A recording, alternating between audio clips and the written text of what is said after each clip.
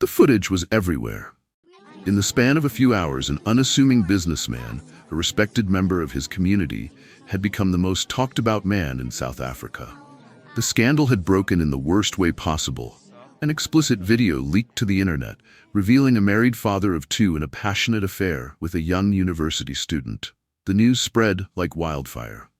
The footage, intimate, detailed, humiliating, was accompanied by messages between the man, Mokoena, and his lover, Zinzi Malangu, a 23-year-old journalism student.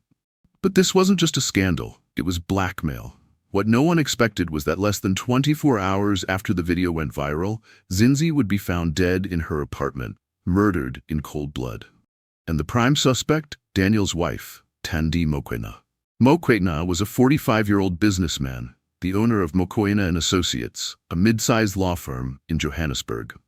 To outsiders, he was the picture of success, a man who had built a reputable practice from the ground up, a devoted husband, and a father to two teenage daughters. But behind the closed doors of his firm, Mokoena had secrets. His path to success had not been an easy one. Born in a small township outside Soweto, he had worked relentlessly to climb the social and economic ladder. Raised by a single mother who worked as a domestic worker, he had always been aware of the sacrifices made to ensure he received a proper education. His sharp mind and unwavering ambition earned him a scholarship to the University of Witwatersrand, where he studied law. There, he developed a reputation for being fiercely intelligent, charming, and willing to do whatever it took to get ahead. After graduating, he quickly gained prominence in the legal world. By his mid-30s, he had established his own firm, married Thandi, and moved into an affluent suburb of Johannesburg. To many, he was a role model, a black South African success story in a country still recovering from its divided past. But while his professional life flourished, his personal life was full of cracks. His marriage to Thandi had lost its spark. The pressures of running a law firm, the demands of high-profile clients, and the growing distance between him and his wife had led him to seek distractions. That's when he met Zinzi Malangu. At first, she was just another intern, a bright and ambitious young woman eager to make a name for herself in journalism. But their chemistry was undeniable. What began as professional mentorship quickly turned into something more, something forbidden. And before long, he was caught in an affair that would cost him everything. It started small. Zinzi had been an intern at a legal magazine that often worked with his firm. She was young, ambitious, and strikingly beautiful. At first, it was harmless flirting, then late-night meetings at his office, and soon, a full-blown affair. For months, they carried on in secrecy. Their affair was an intoxicating mix of passion, risk, and deception. It started with stolen moments, late-night phone calls, glances exchanged in crowded rooms, and hurried meetings in Mokoena's office after hours. But soon, their encounters grew bolder. They frequented high-end hotels in Sandton, where Mokoena lavished Zinzi Malangu with expensive gifts, designer handbags, diamond earrings, and extravagant weekend getaways under the guise of business trips. The thrill of the affair only deepened their connection. Zinzi was drawn to the power and luxury that Mokoena represented, while he was intoxicated by her youthful energy and fearless ambition. She teased him about his cautious nature, laughing when he insisted on booking hotel rooms under fake names and using burner phones for communication. "You act like I'm a secret worth hiding," she had once whispered in his ear, unaware that she was in fact keeping secrets of her own. Mokoena believed he was careful. He had no idea that Zinzi had been recording their encounters. Every whispered conversation, every hotel meeting, and even the transactions where he sent her money. She documented their relationship meticulously, capturing intimate details that could be used against him if necessary. At first, it was just for fun, proof of the life she was living, a safety net in case things went south. But soon, the recordings became her leverage, until one day, the messages changed. Zinzi demanded 500,000 South African rand. If he didn't pay, she would release everything. Daniel was in a panic. He tried negotiating, he pleaded, he even tried sending smaller amounts to buy time. But Zinzi was relentless. She knew exactly what she was doing. She wanted power over him. Then, on a Monday morning, everything fell apart. Without warning, Zinzi released the footage online. The scandal erupted like an uncontrollable wildfire. Within minutes, social media was ablaze with the leaked footage. WhatsApp groups, Facebook timelines, and Twitter threads all dissecting the affair, sharing the explicit video, and exposing Mo Quetna's double life for the world to see. News outlets quickly picked up the story. Headlines screamed betrayal, deceit, and scandal. Respected attorney exposed in explosive sex tape scandal ran on the front page of multiple newspapers. Journalists camped outside his office, hoping for a statement. Bloggers and influencers had a field day, dissecting every frame of the footage and analyzing Zinzi Malangu's audacity to expose a high-profile man. Mo Quetna's firm suffered an immediate backlash. Within hours, clients withdrew cases, major investors cut ties, and the firm's board held an emergency meeting to discuss damage control. But there was no salvaging the situation. His name was already poison. His staff whispered behind his back, his colleagues distanced themselves, and his former friends ghosted him. Then came the biggest blow. His wife, Tandy Mokwena, found out in the worst way possible through a viral Twitter thread. She had been at a charity luncheon, a glamorous event at an upscale Santon venue, when her phone began vibrating incessantly. At first she ignored it, assuming it was work-related, but the buzzing continued, persistent, insistent. Then, one of her close friends leaned in with a concerned expression and whispered, "Tandy, have you seen what's trending?" With a growing sense of dread, she pulled out her phone and opened Twitter. The moment she saw her husband's name at the top of the trending list, her breath caught in her throat. Hesitantly, she clicked on it. There it was, the explicit footage, the messages, the damning evidence of Mo Quetna's betrayal. She felt the blood drain from her face as she scrolled through thousands of retweets and comments. Some mocked her, some expressed pity, and others debated whether she had known all along. Humiliation crashed over her in waves. Her hands shook as she read post after post dissecting the scandal. Someone had even created a meme about her, using an old photo of her and Mo Quetna from a gala event with the caption, "When you think you're the only one, but the whole country knows otherwise." The walls felt like they were closing in. The murmurs around her grew louder as people at the event, too polite to approach her directly, stole glances and whispered amongst themselves. She couldn't bear it. Without saying a word, she stood up, grabbed her purse, and walked out. By the time she reached her car, tears blurred her vision. Rage and devastation coiled tightly in her chest. She drove home in silence, her mind racing. That night, she packed her bags, leaving behind a hastily written note on the kitchen counter. No explanations, no confrontations. And by dawn, Zinzi Malangu was dead. She had been at a charity luncheon, a dazzling event filled with Johannesburg's elite, when her phone vibrated with notifications. At first she ignored it, assuming it was just another work email or a message from one of her daughters. The gentle clinking of champagne glasses and the low murmur of polite conversation filled the room, the scent of fresh roses and expensive perfume lingering in the air. Then, one of her closest friends leaned over, her expression cautious yet urgent. "Tandy, have you seen what's trending?" The word sent a jolt of unease through her chest. With slightly trembling fingers, she picked up her phone, her manicured nails clicking against the screen as she unlocked it. The moment she saw her husband's name trending at the top of Twitter, a pit formed in her stomach. She clicked on the thread. Her breath hitched. The video played automatically, grainy yet damning.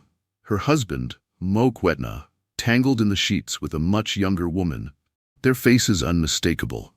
The texts, the exchanges of money, the secret meetings, it was all there, exposed for the entire country to see. Her world blurred, her body frozen as whispers around her grew louder. The blood drained from her face. She barely registered the shocked looks from other guests, their hushed murmurs slicing through the air. Someone across the table gasped audibly. A journalist in the corner, recognizing her, discreetly raised their phone to take a picture. Tandy felt like the walls were closing in. She swallowed hard, her mouth dry, her vision unfocused. The weight of humiliation pressed against her chest, suffocating her. Without a word, she stood, grabbed her purse, and walked out, her legs shaky, her mind spinning. The valet at the entrance greeted her politely, oblivious to the storm raging inside her. She barely acknowledged him, pressing a shaky hand against her forehead as she stumbled toward her car. As she slid into the driver's seat, her pulse pounded against her temples. A notification flashed on her phone. Another message, another retweet, another headline dissecting the scandal that had just shattered her world. Betrayed wife of Mokoena seen at charity event. Her reaction is priceless. The audacity, the cruelty, the sheer violation of her life turned into entertainment for the masses. Her hands clenched the steering wheel as white-hot anger replaced the numbness. She wanted to scream, to break something, to make him feel just a fraction of the agony she was enduring. Mokoena had betrayed her. Zinzi Malangu had taunted her.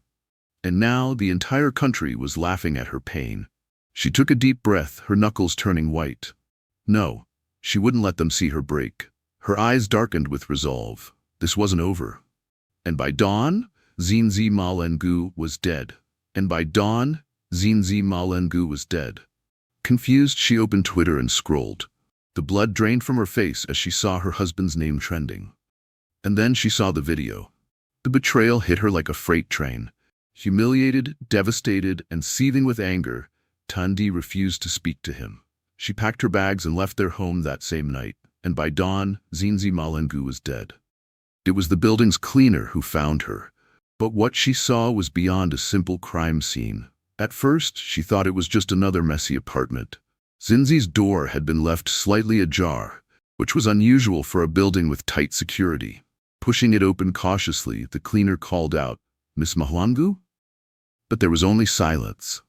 Then she stepped inside and noticed signs of a struggle. Zinzi's motionless body was found near the living room, surrounded by scattered furniture and personal items, suggesting a recent altercation. But no clear signs of what exactly happened. The room was ransacked, papers scattered, drawers pulled open, and the glass coffee table shattered. But what sent chills down the cleaner's spine was the mirror directly across from the body. Someone had written on it in what looked like lipstick, in large, deliberate letters. "You thought you won," creating an unsettling presence in the dimly lit room. Trembling, the cleaner backed away, fumbling for her phone to call security. But as she turned, her foot knocked over something small, a USB flash drive half hidden under the couch.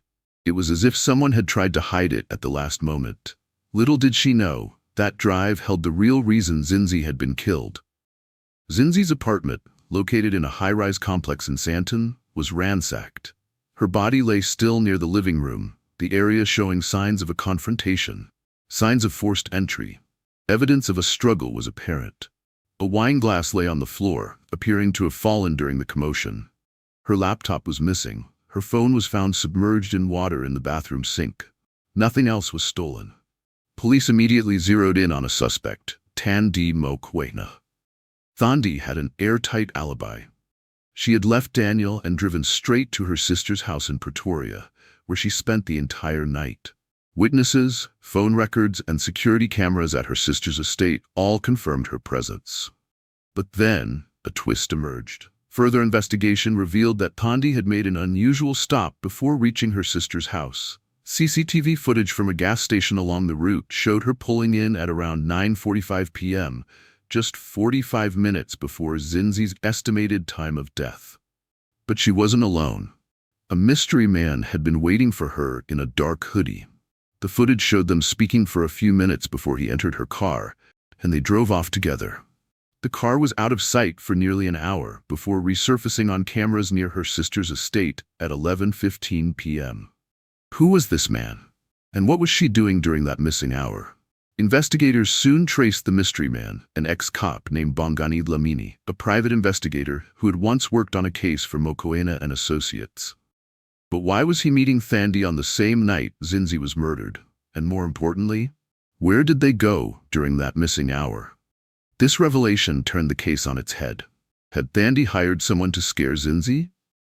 Did she know more than she was letting on? Thandi's airtight alibi was beginning to crack. But the problem? Her car was seen near Zinzi's apartment at 10:30 p.m. the night before. Thandi denied ever being there. But surveillance footage didn't lie. A car matching her vehicle's description circled Zinzi's apartment complex twice before parking near the entrance. The driver was never clearly visible, but the car left 20 minutes before Zinzi's estimated time of death. Then came the most damning evidence: DNA under Zinzi's fingernails. It was a match to Thandi. She was arrested the next morning. But the biggest twist was yet to come. During the trial, Thandi's defense insisted she had never been at Zinzi's apartment. But forensic investigators uncovered one crucial detail. The DNA evidence wasn't from a struggle. Instead, it was old DNA, meaning the two women had met before. That's when Thandi made a shocking confession. She had already known about Zinzi. Months before the scandal broke, she had suspected Daniel was cheating. Hiring a private investigator, she had tracked down Zinzi and confronted her in person. The two women met secretly, where Thandi offered Zinzi money to end things. Zinzi refused. That's how her DNA got under Zinzi's nails, not from murder, but from a heated encounter that turned physical weeks before. So if Thandi wasn't the killer, who was? During the investigation, Zinzi's missing laptop was recovered in the hands of one of Daniel's employees, Sibu Siso Nguyen.